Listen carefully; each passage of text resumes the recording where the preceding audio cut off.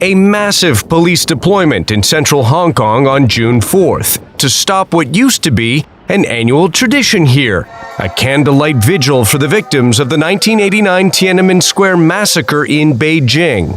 For 30 years, the vigil attracted tens of thousands of peaceful participants until the practice was banned in 2020, they say, due to COVID-19.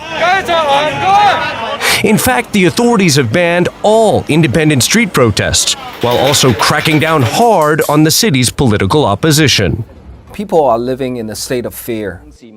For 8 years, Dennis Kwok was an elected Hong Kong lawmaker until the government disqualified him from running for office in 2020. There are so many of my colleagues who are either in jail or have been arrested. Speaking from self-imposed exile in the U.S., Kwok argues the freedoms Hong Kong enjoyed started coming under threat when Xi Jinping took control of the ruling Communist Party in 2012. Hong Kong is one of the symptoms of where China is going, and I'm afraid that the country is taking a turn for authoritarianism of a kind which we haven't seen for many, many decades.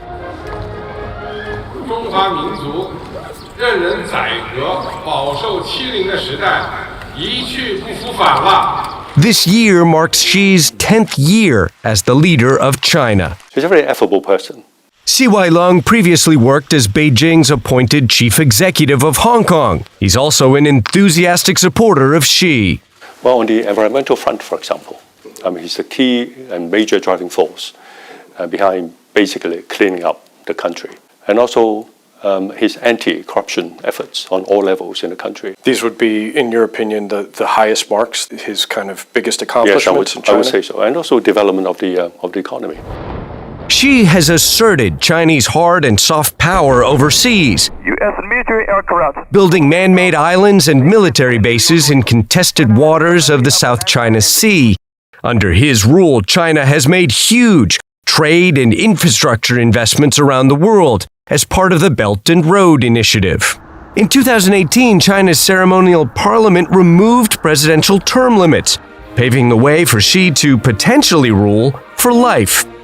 He looks back at the 50s and possibly the 60s and sees that if I can bring back some of the political ideology and the vibrancy of that period, this can help combat sloth and corruption and other problems with the Chinese system. Xi's time in office has also seen dramatic expansion of a high-tech state surveillance system used to chilling effect in China's Xinjiang region, where Western governments accuse Beijing of detaining up to 2 million Uyghur Muslims and members of other ethnic minorities in internment camps. Traumatized victims of this crackdown question Xi's legacy. What are going to leave you behind? Genocide, cruelty, dehumanization, this kind of cruelty. And do you want this become a culture, become like the behavior, and then do you want to expand this behavior to a different country like this? Do you want in the world you create this system digitalized prison in the world? The Chinese government rejects criticism of its human rights record, arguing it uses lawful measures to maintain security against violent extremists.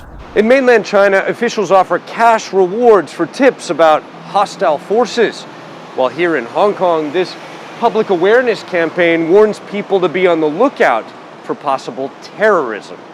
After a decade in power, Xi Jinping says he's making China great, but his government seems to talk about internal and external threats more than ever. Ivan Watson, CNN, Hong Kong.